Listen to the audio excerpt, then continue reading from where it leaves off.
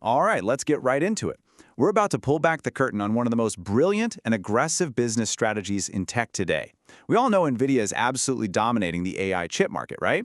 But the real story, the one that affects literally everything, is how they've quietly cornered the one resource every single AI chip needs to even function: memory.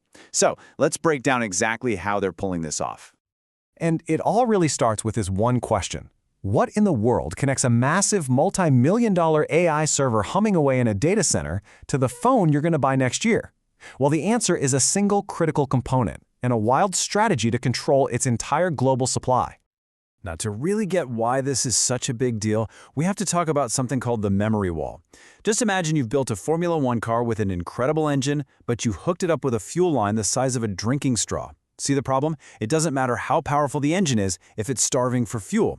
In computing, that fuel is data. And for AI, this is the single biggest bottleneck holding everything back. So how do you smash through that wall? Well, you need a special kind of fuel.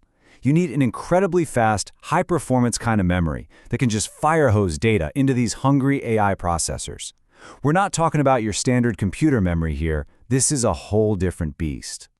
And that fuel is called high bandwidth memory, or HBM. You should think of it as pure rocket fuel for AI. Seriously, without it, the entire AI revolution just grinds to a halt. And that's the key to this whole thing. If you can control the world's supply of HBM, you basically control the pace of AI development itself. And this, right here, brings us to the heart of the story. One company, Nvidia, saw this vulnerability way before anyone else and launched a massive, absolutely audacious gambit to corner the entire market for this essential resource. What's so wild is just how fragile this whole supply chain is. I mean, the entire world's supply of this crucial HBM stuff comes from just 3 companies. That's it.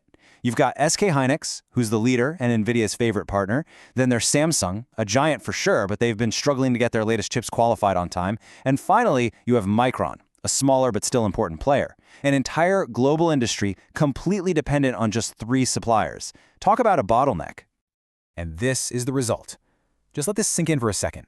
This quote from market reports is not an exaggeration. It's a fact. The world's entire production of this critical AI component is already spoken for. Not just for next year, but for the year after that too. This isn't some natural shortage, folks. This is the outcome of a very deliberate, very targeted strategy. So how'd they do it? It's this brutally effective 3-step playbook. First, Nvidia uses its massive pile of cash to pay memory makers billions of dollars up front. Second, that money isn't just buying memory, it's funding the creation of factory lines that are exclusively dedicated to making memory for Nvidia. And the result? The final step. By the time competitors like AMD and Intel come knocking, there's literally nothing left to buy. The shelves are bare before they even walk in the door. Okay, I know that sounds like a crazy claim, so let's follow the money. The evidence isn't hiding in some secret documents, it's sitting right there in Nvidia's own public financial reports for anyone who knows where to look. Let's start with this number, $45.8 billion. As of the middle of 2025, that is the total value of legally binding contracts Nvidia has already signed to buy inventory in the future.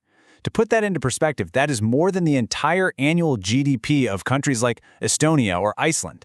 This isn't just a plan, it's a massive, locked-in financial commitment to just buy up the world's future supply.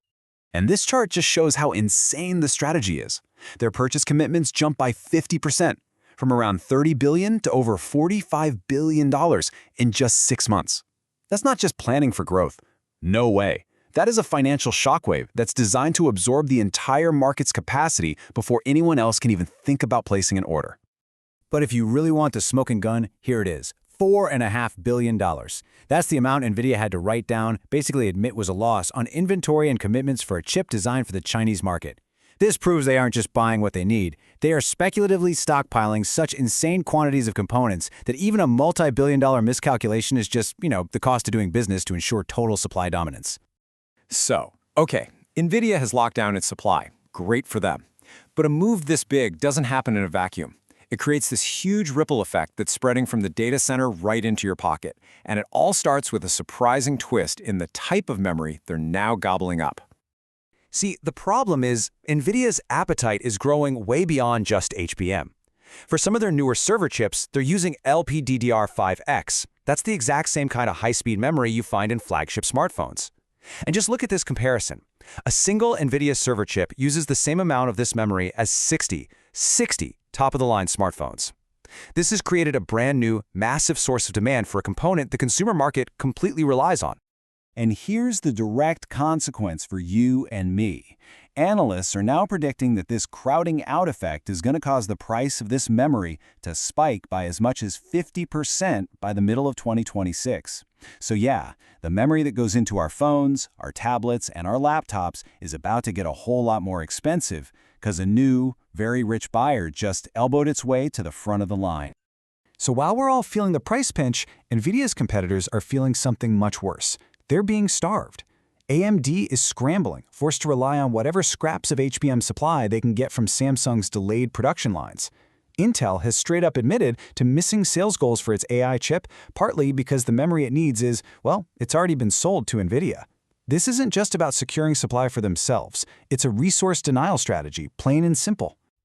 But this strategy isn't standing still. Oh no, it's evolving. Nvidia isn't just content with buying up all the memory on the market today. They are actively working to lock down the supply chain for years, maybe even decades to come. This timeline really shows the escalation.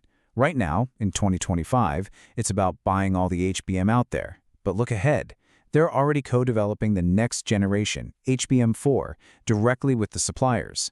They're demanding custom specs that are unique to their future chips. And the end goal? A complete hardware-level lock-in, where the memory produced at these factories can only be used in Nvidia product.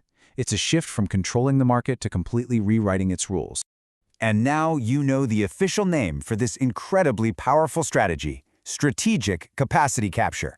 It's not just hoarding parts for today. It's using overwhelming financial power to buy a factory's future, making sure that by the time your rivals even think about getting a price quote, the assembly lines have already been working for you for years.